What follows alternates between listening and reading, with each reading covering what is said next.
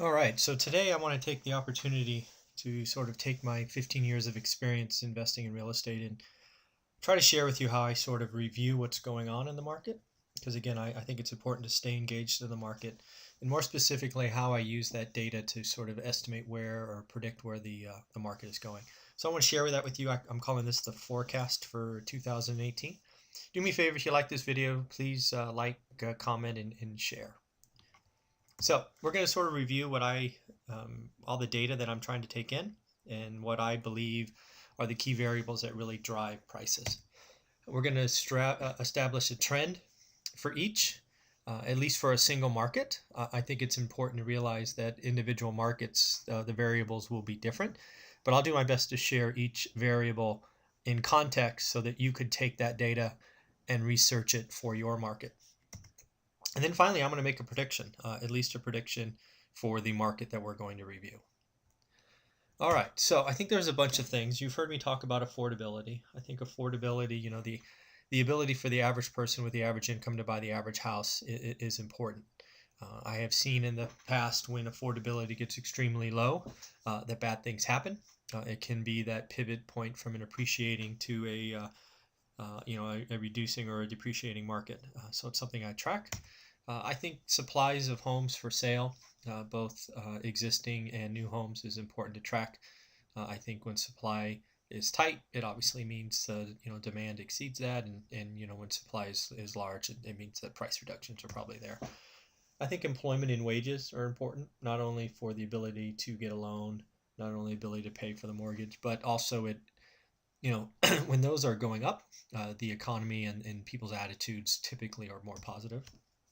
I track new construction, specifically because new construction generally is above the median. And when you get enough home sales above the median, just simple math says that is bound to go up. The reverse of that is distressed inventory, right? And I call distressed inventory less than 50% of the median, right? Just for simple math, if you had a $200,000 median and there was a whole bunch of inventory at 100 grand that was selling like hotcakes, that says, in the simple math again says, if you sell enough homes below the median, that the price is going to go down. So what is the inventory of distressed assets? First time buyers. These make up the majority of purchases in the real estate market. So what are they thinking? What is their attitude towards real estate? Because it does change over time. Is there some kind of pent up demand? Right? Has there been demand for years or a while that has just been waiting for something to change? Then there's the overall attitude towards real estate, right? Is the press, the talking heads on TV, is it negative? Is it positive? Right? Because again, that drives attitude. Interest rates, right? Are they going up, going down, staying the same? I actually see some data out there that the rate of interest rates actually is not what we would think, and we'll talk about that in a minute. I think ease of lending, something I've seen at least on the investor side for sure, is how easy is it for folks to get lending drives demand, ready, willing, and able buyers, and then that could really push up prices if it's getting easier or if it's getting harder, right? Is it restrictive or is it something that's going on? Again, pent up demand for investors this time, right? Is our investors sort of sitting on the sidelines and waiting for something to go on, right? So you have pent up demand from first time buyers, but also from investors. Then there's ease of lending to investors, right? Just because lending is getting easier for first time buyers, what's going on for investors, right? So, there was a time where if you were a first time buyer, it was generally very easy, but if you were an investor, it was very difficult, right? Is that changing over time? Right, are investors seeing returns above 5%, right? If interest rates are 4% and you can get a positive carry of above that, is that something that's interesting, or are you in a market where you're getting 1%, right? What's the return investors are getting?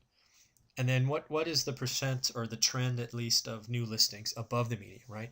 If you're meeting, again, just to use 200, but all the new listings are at 300, I could tell you in very short order that the median is going to be rising. All right. So we're going to take and look at those variables for Fresno, specifically affordability, financing for FTB. I shortened first time buyer given real estate on the page. Financing for investors.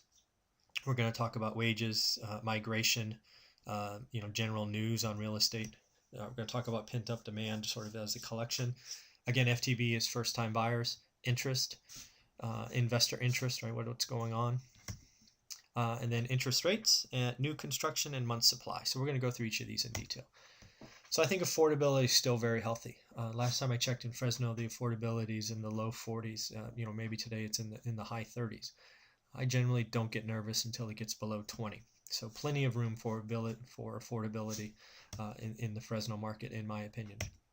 I think financing for first-time buyers is generally pretty easy today, and I think throughout 2018 we will see new and improved loan options for first-time buyers. I really do see this as the year that the first-time buyer comes back in Fresno. I think it's healthy today, but I don't think it's anywhere where it could be. I think investor financing is also generally getting easier. For the first time in the last 6 months or so, I've seen programs focused on new investors, focused on investors who bought during the real estate crash, and offering up loans for them to do some cash out refis and things of that nature. Employment and wages is generally healthy in the Fresno market. Again, their wages and average income aren't what they are in other parts of the country, but that's not what this is about. This is about the Fresno market. In general, employment is getting healthier and wages are increasing. This one is the one I called neutral. I wasn't really sure here. Migration. I do think Fresno is a point where people are migrating increasingly in Fresno because of cost of living and still has all the goodness of California. However, maybe there's some reasons that people want to get out as well. I will continually watch this, but I actually gave that one a neutral rating. I think the news on real estate in general, sort of nationally, is good. I think the trend in California is good, and I think the trend in Fresno is actually great because, again, it was coming off a low base. You can get positive articles both for new first-time buyers and investors. So I think the trend around real estate news, specifically in the Fresno market, is up. I think there is a ton of pent-up demand, specifically from folks that are in multi-generational living or maybe in rental homes. I like the saying of, people have, 8-year memories, and real estate has a 12-year cycle. So I do see that there's going to be a time where this demand comes back. And I think that's going to be in 2018 and 2019, where they're going to go, okay, instead of spending, $900 or $1,000 on rent, I'm going to go get a mortgage payment that's $750 or whatever. So I think that's coming back. I specifically think first-time buyers are out in force in Fresno. I think when that happens, that positive cycle only continues, and I think that's definitely on the uptick. I think investor interest is also hot. I know it may feel like for some of us that it's scorching hot. I've lived through this, and I can tell you it's just warm at this point, and it's going to get hot, and it's going to get hotter as we go forward. So I see that as something that's going to again push up prices. Interest rates. Again, I gave this one a neutral, right? Because I think interest rates in general will be higher in the future than they are today. But this is about 2018. There's a lot of stuff going on in our economy and in the world economy where we may have monthly bumps in interest rates. I'm not convinced that interest rates will be that much higher in 12 months than they are today. And the other reality is, history says, unlike our basic logic, that when interest rates go up, at least for a time, purchases go up because people want to lock in before interest rates continually go up. So I wasn't really willing to call this either positive or negative. I think there's just too much flux there. So I gave that a neutral. New home construction is definitely on the uptick. You can see that in just the listings and in the communities. Now, it's coming off a terribly low base, so sometimes you see articles talking about 100% growth in listings and all of that. Don't get enamored with that. That could be, 500 homes or something, right? So don't get lost in percentages when you can think about the real numbers. But in essence, new home construction will generally be above the median. So as those increase, just simple math says that will increase. Month supply is one actually I gave a negative. I do see, just in raw numbers, my prediction is the month supply will be higher than it is today. which is great for buyers, right? You get more choices. However, I think most of that supply, at least given the trend I'm seeing, is going to be above the median, and why I think the median price is going to go up.